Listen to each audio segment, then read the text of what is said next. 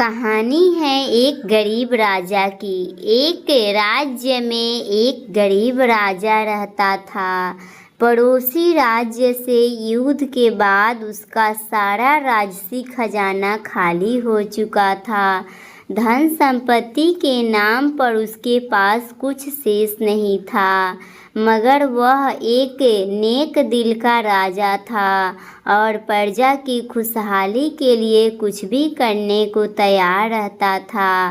प्रजा अपनी समस्याएं लेकर उसके पास आती, वह उन्हें ध्यान से सुनता और अपने सामर्थ्य अनुसार उनका निराकरण करने का प्रयास करता। उसके दयालु और नेक स्वभाव के कारण प्रजा उससे बहुत प्रेम करती थी, लेकिन राजा को हमेशा इस बात का दुख था कि धन की कमी के कारण वह अपनी प्रजा के लिए ज़्यादा कुछ नहीं कर पाता। एक दिन उसके राज्य में एक साधु आया। लंबी यात्रा के कारण वह भूख प्यास से बेहाल हो चुका था और रास्ते के किनारे निढाल होकर बैठा हुआ था। उसकी समय राजा रोज की तरह प्रजा की स्थिति जानने के लिए भ्रमण पर निकला। उसकी दृष्टि उस साधु पर पड़ी। वह उसके पास गया और उसका हाल पूछा। साधु ने कहा कि उसे जोरों की भूख लगी है।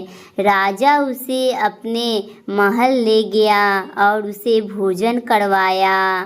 साधु राजा के दयालु स्वभाव से बहुत प्रसन्न हुआ और उसका धन्यवाद देकर पूछा, महाराज, आप इतने दुखी क्यों दिखाई पड़ते हैं?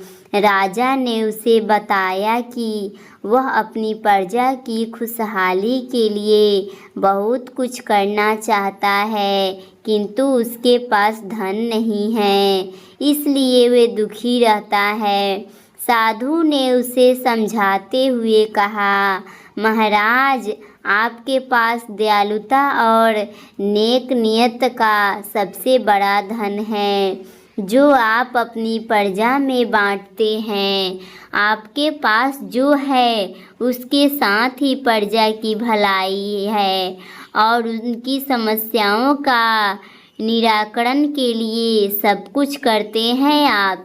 आपकी ये भावना आपको सबसे धनवान बनाती है, इसलिए आपकी प्रजा कमियों के बाद भी आपके राज में सदा प्रसन्न और खुशहाल रहती है। साधु के इन शब्दों का राजा पर गहरा असर हुआ।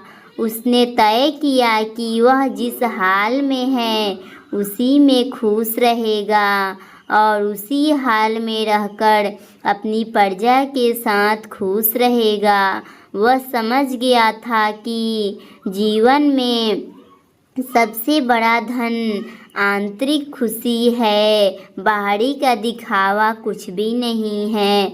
और उसी दिन से राजा बहुत खुश रहने लगा अपने प्रजा के साथ। कहानी अच्छी लगी तो मेरे चैनल को लाइक और सब्सक्राइब कीजिए।